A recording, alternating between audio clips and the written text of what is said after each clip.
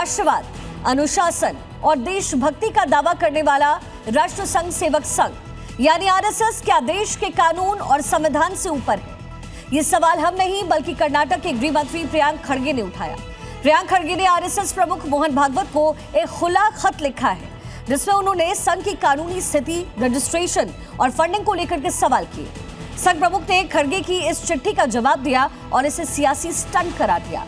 भागवत ने क्लियरली कहा है कि हिंदू धर्म भी रजिस्टर्ड नहीं है और संघ कुछ भी छिपाकर नहीं करता। स्टूडियो में मौजूद हमारे मेहमानों से हम इसी मुद्दे पर आज बातचीत करेंगे, लेकिन उससे पहले आपको एक रिपोर्ट देखनी चाहिए।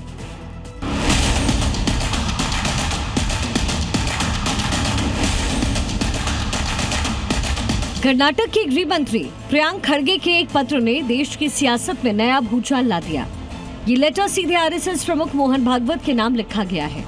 अपनी स्थापना के 100वें साल में प्रवेश कर रहे आरएसएस से प्रियांक खड़गे ने जवाबदेही और पारदर्शिता की मांग की। खड़गे का कहना है कि जो संगठन देश को अनुशासन सिखाता है उसे खुद भी नियमों के दायरे में आना चाहिए। खड़गे ने जो सवाल उठाए हैं उनमें सवाल नंबर 1, आरएसएस की कानूनी स्थिति और इसका संगठनात्मक ढांचा क्या है। सवाल नंबर 2, संघ के पदाधिकारियों और अधिकृत प्रतिनिधियों का ब्यौरा क्या है। सवाल नंबर 3, संघ को मिलने वाले दान, योगदान और इसकी आय का स्रोत क्या है। सवाल नंबर 4, संघ के खर्चों और इसकी कुल संपत्ति का पूरा ब्यौरा क्या है। वही जब प्रियांक से इस पर सवाल किया गया तो उन्होंने कहा कि मैंने सवाल उठाए हैं जिसका जवाब मोहन भागवत को देना है। I am very clear. I have raised some legal issues. I have asked some constitutional questions. Let Mr. Mohan Bhagwat answer. Let the RSS answer. Why should I answer? They are the ones, right, who are not registered. वो क्यों registration नहीं करा रहे करके मैं कैसे बता सकता हूँ? प्रियांक खड़गे के इन सवालों पर आरएसएस प्रमुख मोहन भागवत ने केरल के त्रिशूर से सीधा और कड़ा जवाब दिया। भागवत ने इसे पूरी तरीके से राजनीति से प्रेरित बताया। I don't need to respond. There are so many unregistered things going on. And we are not secretive, we are working on open ground. We are calling people and telling them about Sangha. This is politics. And all these things, gimmicks are being tried. We will do that. We are used to it. After say 10-15 years of starting of Sangha, we had to face all these things. We are used to it. इतना ही नहीं, मोहन भागवत ने प्रियांक खड़गे को जवाब देते हुए कहा कि हिंदू धर्म भी रजिस्टर्ड नहीं है तो बहुत सारी चीजें रजिस्टर्ड नहीं है। Hindu Dharma is not registered. Many things are not registered. Those who want to have funds from the government, they require registration. That has to be there. But Sangha, government knows Sangha is there. Government banned us twice. And that ban was released. Once by court order, another by Satyagraha. So government knows. They banned RSS, that means they knew RSS is there, RSS is recognized. तो ये लड़ाई अब are पार की हो चुकी है। एक तरफ कांग्रेस और कर्नाटक सरकार के मंत्री हैं जो संघ की फंडिंग और लीगल स्टेटस पर आरटीआई और ऑडिट जैसे नियमों का हवाला दे रहे हैं। वहीं दूसरी तरफ संघ प्रमुख हैं जिनका कहना है कि संघ का काम खुली किताब की तरह है। हम इसी मुद्दे पर बात करेंगे, आप बने रहिए जी न्यूज के साथ। और यही बहस के कुछ सवाल यहीं से खड़े हो जाते हैं। क्या संघ हिंदू धर्म की तरह है? सरकारी फंड नहीं तो फिर रजिस्ट्रेशन क्या जरूरी नहीं? तीसरा अहम सवाल, क्या ये राजनीतिक नैरेटिव सेट करने की कोशिश की गई है? चौथा अहम सवाल, कांग्रेस को हिंदू विरोधी साबित करने का एक और मौका मिला है क्या? और पांचवा अहम सवाल है कि ये पारदर्शिता की लड़ाई है या फिर वैचारिक जंग का एक पूरा नया चैप्टर खुला हुआ नजर आ रहा है। गेस्ट का बड़ा पैनल इस समय हमारे साथ मौजूद है। विवेक कोडे, प्रवक्ता कांग्रेस हमारे साथ है। पवन शर्मा, प्रवक्ता आम आदमी पार्टी। मुफ्ती शमून काशमी, चेयरपर्सन मदरसा बोर्ड उत्तराखंड के। सौरभ बालबी, राजनीतिक विश्लेषक के तौर पर, और मोहम्मद उस्मान, मुस्लिम स्कॉलर के तौर पर इस समय हमारे साथ जुड़े हुए हैं। बड़ा सवाल खड़ा होता है कि इस समय जो आर पार की स्थिति बनी हुई है, लड़ाई जो इस समय लड़ी जा रही है, उस पर देश क्या सोच रहा है? विवेक कोडे हमारे साथ है, कांग्रेस प्रवक्ता। विवेक जी, ये कहा जा रहा है कि क्योंकि जिस तरीके से आरएसएस अपना जमाव कर रहा है इस समय देश के अंदर, और देशव्यापी लहर आरएसएस की नजर भी आती है जब भी बीजेपी कोई चुनाव जीतती है। क्या इसकी खुंदक है? क्या इसको लेकर के जो विरोध है वो इस माध्यम से नजर आ रहा है? क्योंकि आरएसएस कह रहा है कि हम सांस्कृतिक संगठन है, पॉलिटिकल तो नहीं है, तो रजिस्ट्रेशन की जरूरत क्यों है? यानी इसका मतलब कोई भी सांस्कृतिक संगठन हो तो उसको रजिस्ट्रेशन की जरूरत नहीं। इसका मतलब ये कि कोई भी संगठन अगर सरकार से कोई पैसा नहीं लेता हो तो उसको रजिस्ट्रेशन की जरूरत नहीं है। ऐसा भागवत जी को जो कहना है ना, वो सरासर गलत है। ये पहली बात।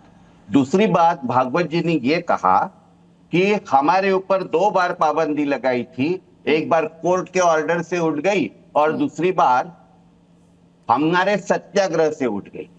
देखिए, आरएसएस के ऊपर जो पाबंदी लगाई थी वो सरदार वल्लभ भाई पटेल ने लगाई थी और उसकी तारीख थी 4 फरवरी 1948, immediately after the Gandhi assassination जी। वो जो पाबंदी लगाई थी वो 11 जुलाई 1949 को उठाई। और क्या शर्तें थी? शर्तें ये थी कि आरएसएस अपना लिखित संविधान बनाएगा और उसको प्रकाशित करना होगा और उसकी जो गुप्त कार्य प्रणाली है वो खत्म होनी चाहिए। दूसरी शर्त ये थी कि संगठन में लोकतांत्रिक व्यवस्था होगी, एक चालकानुवर्तित्व नहीं चलेगा। तीसरी थी कि अगर ये सांस्कृतिक संगठन है जो संघ का झूठा दावा है, इसने किसी भी राजनीतिक कार्यक्रम में हिस्सा नहीं लेना चाहिए और हिंसा और गोपनीयता का त्याग करना चाहिए और राष्ट्रीय ध्वज और संविधान के प्रति निष्ठा लगानी चाहिए, जाहिर करनी चाहिए। और सबके सरसंघ चालक गोलवलकर जी इन 5 शर्तों को मान लिया और उसके बाद वल्लभ भाई पटेल ने ये शर्तें हटाई है। ठीक है। अब मैं आपको पूछता हूं कि जो प्रियंक खरगे जी जो मांग कर रहे हैं कि संवैधानिक जवाबदेही होनी चाहिए, वित्तीय पारदर्शिता होनी चाहिए, इसलिए रजिस्ट्रेशन होना चाहिए, और हमारे जो वैचारिक मतभेद है, संघ समाज में जहर घोलने वाला है, ये तो वल्लभ भाई पटेल का आरोप है, सरदार पटेल का आरोप है। तो प्रियंक खरगे जो सरदार पटेल जी ने किया था और जो संघ को पूज्य है, उनका सबसे बड़ा पुतला बनाया है गुजरात में, उनके सिवा उनसे अलग प्रियंक खरगे जी क्या कर रहे हैं ये एक बार पूछ लो। पवन जी, कांग्रेस ये कह रही है अगर कि इतने बड़े पैमाने पर काम करने का ये जो संवैधानिक ढांचा है वो क्या है? तो संविधान तो कांग्रेस ने बनाया, संविधान तो उन्हीं के आइडियोलॉजीज के हिसाब से बने हैं, तो वो रूल रेगुलेशन क्यों नहीं इंप्लीमेंट किया? आज कहा जा रहा है कि क्योंकि इस समय आरएसएस का जो प्रभाव है वो देशव्यापी हो रहा है और यही वजह है कि कांग्रेस के अंदर डर का माहौल है।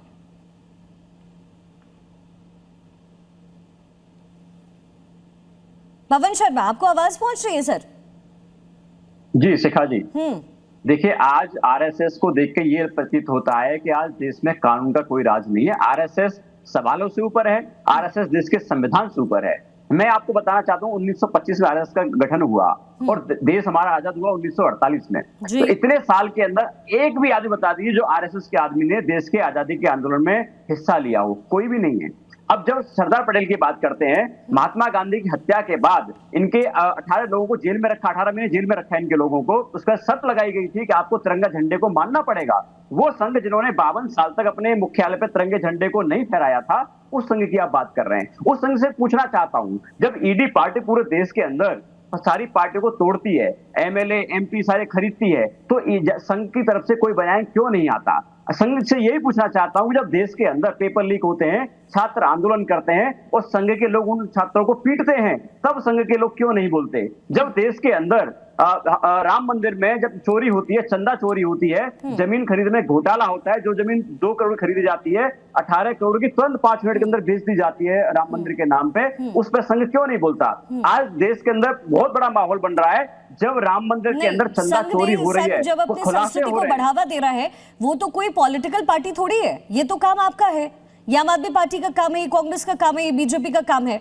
आप उनसे वो तो वो साफ तौर पे कह रहे हैं ना, वो तो बता रहे हैं कि भाई फंडिंग भी हमारे पास क्लियरली है और इस बात से भी हम इनकार नहीं कर सकते कि कांग्रेस ने भी ऐसे छोटे छोटे दल बनाए। हाँ, वो अलग बात है कि कामयाब कांग्रेस नहीं हो पाए, आरएसएस हो गया कामयाब। तो शिखा जी, ये मान लें कि आरएसएस देश के संविधान से ऊपर है, देश के कानून से ऊपर है, ये मान लें हम। नहीं, जब कानून से आरएसएस ये ऊपर- अपनी दुहाई देता है, हाँ, मैं पूरी बात करता हूं। जब आरएसएस ये दुहाई देता है कि हम देश की बात करते हैं, देश की समृद्धि की बात करते हैं, तो आरएसएस ठीक है। उन मुद्दों सौरभ पे क्यों मालवीय नहीं जी, बोलता? क्या जब ये हिंदुओं के बच्चों कह पेपर देना लीक कि होते हैं, मैं 5 कानून से सेकंड ऊपर है दीजिए शिखा जी। आरएसएस, उनको इन मुद्दों को उठाना चाहिए, अगर वो नहीं उठाते तो उनका अस्तित्व होने का कोई मतलब नहीं बनता, क्या ये सही है?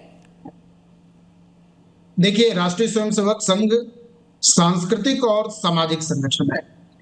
सेवा के क्षेत्र में, वनवासी क्षेत्र में, सेवा के क्षेत्र में, शिक्षा के क्षेत्र में विद्या भारती और अखिल भारतीय विद्यार्थी परिषद, ग्राम क्षेत्र में ग्राम भारती, तमाम प्रकार के सभी क्षेत्रों में लगातार सेवा का कार्य कर रहा है। मजदूरों के बीच में मजदूर संघ, तो ये दुनिया का सबसे बड़ा स्वयंसेवी संगठन, ये कोई रजिस्टर्ड और एनजीओ नहीं है, इस सरकार से कोई धन नहीं लेता, इस समाज के द्वारा निर्मित है, समाज के लिए और समाज के सहयोग से समाज के लोगों के लिए है।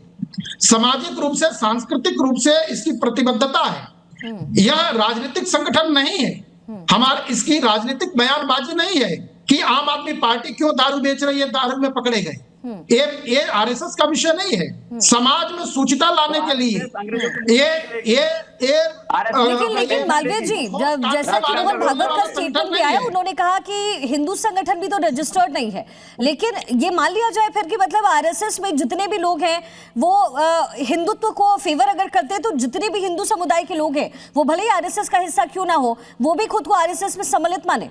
ऐसा जरूरी तो नहीं है, तो एक संगठन है जो उसको फॉलो कर रहे हैं, वो कर रहे हैं, तो इसको सीधा सीधा ये कहना कि हिंदू संगठन भी रजिस्टर्ड नहीं है, ये कितना सही है? देखिए, बिल्कुल शिखा जी, राष्ट्रीय स्वयंसेवक संघ यह स्वतंत्र रूप से समाज के लिए मुक्त किया हुआ है कि भाई पंकज खड़गे जी को जरूरत है, वो भी संघ को आके देखे, करीब समझे, हमारे लिए तो दरवाजे खुले हैं। विवेक कोरके जी, आप आइए शाखा में, आरएसएस को समझिए, किसने रोका है आपको? किसने रोका है आपको? हमें मालूम है, आपको आरएसएस जानना है तो आप आरएसएस में आइए, दरवाजे खुले हैं। आपको आरएसएस आना है, जानना है तो आप आरएसएस की शाखा में आइए। आप आरएसएस की शाखा में आइए, आपके लिए दरवाजा खुला है, आपको मनाही नहीं है। आपकी विचारधारा ने महात्मा की हत्या की है, आप एक देशद्रोही संगठन है। बिल्कुल, हम क्या है इस आपके बात को संगठन जानिए, में? हम गांधी के उपासक हैं, आरएसएस गांधी का उपासक है। गांधी को हमारे सुबह की वंदना में, राष्ट्रपिता मंत्र में गांधी की आरती होती है, गांधी को पूछते हैं। विचारधारा ठीक है, मुफ्ती शमून काश्मीर जी, जब मदरसे की फंडिंग की बात होती है तो कांग्रेस बहुत बौखला जाती है।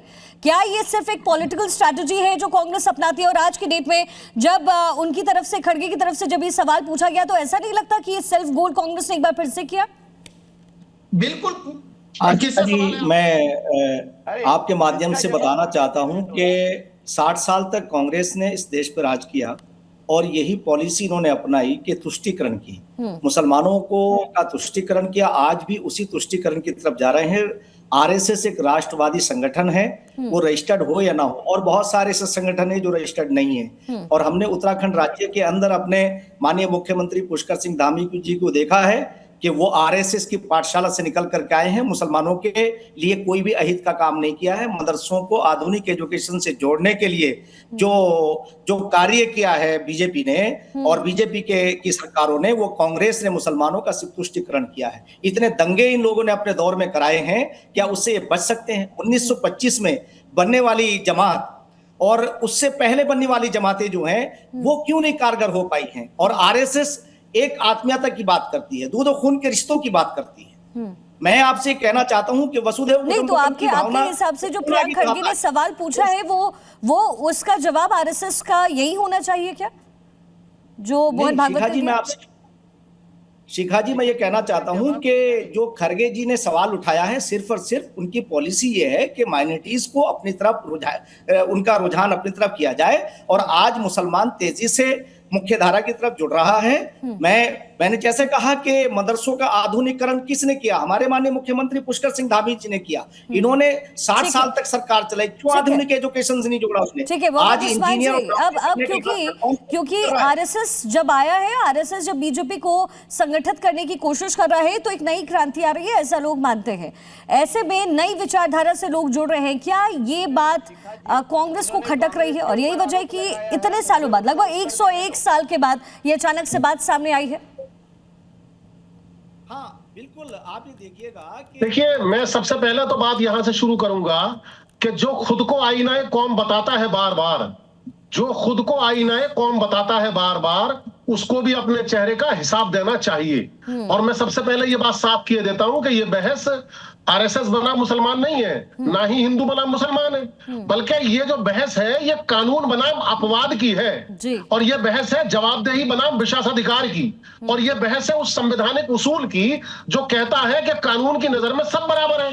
ठीक है, भागवत जी कहते हैं कि हिंदू धर्म भी रजिस्टर्ड नहीं है, बिल्कुल सही है, लेकिन हिंदू धर्म एक मजहब है, एक आस्था है, वो एक सभ्यता है, और आरएसएस एक संगठन है, उसका एक सरसंघ चालक है, पदाधिकारी है, शाखाएं हैं, गणवेश है, प्रशिक्षण व्यवस्था है, और पूरे देश में उसका एक संगठित ढांचा है।